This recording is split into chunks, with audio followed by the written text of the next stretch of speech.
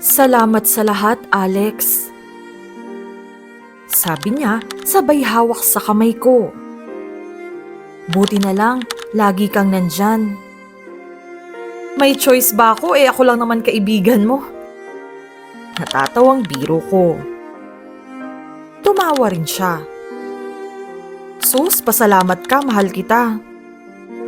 Natigilan ako. Tama ba yung dinig ko? Mahal niya raw ako? Love Me Unfiltered presents. May boyfriend ako, pero bading siya. Story time! Ako si Alex, isang tomboy at self-appointed bodyguard ng boyfriend kong si Leandro, aka Leia. Reyna ng sagala at suki ng gay beauty pageant ang boyfriend ko. Habang ako naman, certified alalay at tagabuhat ng high heels niya. Elementary pa lang mag-best friend na kami.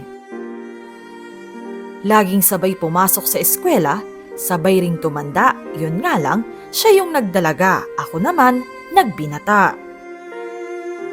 Mula nang ma-realize ni Leia na mas gusto niyang maging muse kesa escort, lagi na siyang sumasali sa mga beauty contest. At bilang tomboy na may motor, syempre, ako ang naging service at personal assistant niya. Alex, pakihigpitan mo nga yung corset. Sabi niya habang nakaharap sa salamin. Higpitan pa? Baka naman mahimatay ka na. Sagot ko, sabay tawa. Pero sa totoo lang, nanginginig ang kamay ko. Hindi sa kaba dahil sa pageant, kundi sa kilig dahil sobrang ganda niya. Kapag nanalo ako, pwede bang tayo na lang? Sabi niya habang inaayos ang gown niya. Muntik ko nang maibuga yung iniinom kong tubig sa pagkabigla. Gaga, hindi kita type. Pabirong sagot ko. Ngumiti lang siya habang ako, kabado. Seryoso ba siya? Kasi kung oo, hindi na ako magpapakipot pa. Sa gabi ng pageant, umupo ako sa harap ng stage. Hawak ang bag niya at tahimik na nagdarasal. Noong tinawag ang pangalan niya bilang finalist, napasigaw ako. Go Leia! Love you! Lumingon siya sa akin at kumindat. Sa Q&A, tinanong siya kung ano ang pinakamahalagang natutunan niya tungkol sa pag-ibig. Sumagot siya, diretso ang tingin sa akin. Natutunan ko na, sabi niya habang nakatingin pa rin sa akin. Minsan merong isang tao sa buhay natin na tahimik lang na nagmamahal. At minsan, kailangan mo lang ding lakasan ang loob mo para sabihing mahal mo rin siya. Hindi ko alam kung para sa akin ba yung sagot niya, pero kinilig ako.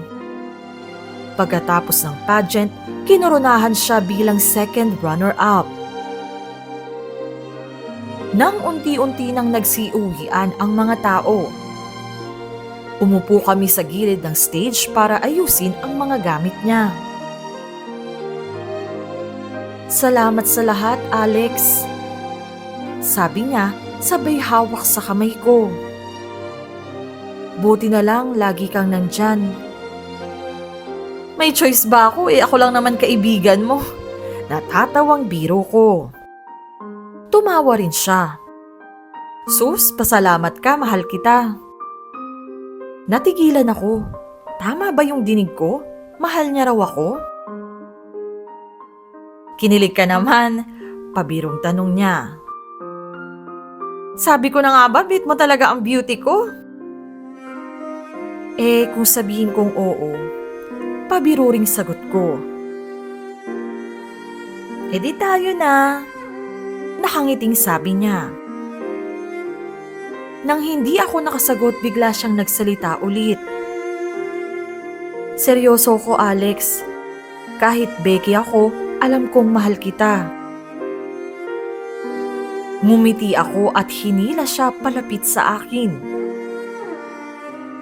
Mahal din kita, matagal na. Sabi ko sabay halik sa lapi niya. At mula noon confirmed kami na.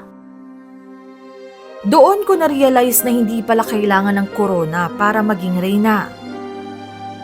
Minsan, sapat na ang isang konteserang bakla na tatanggapin ka ng buo at mamahalin ka na parang ikaw ang nag-iisang babae sa mundo.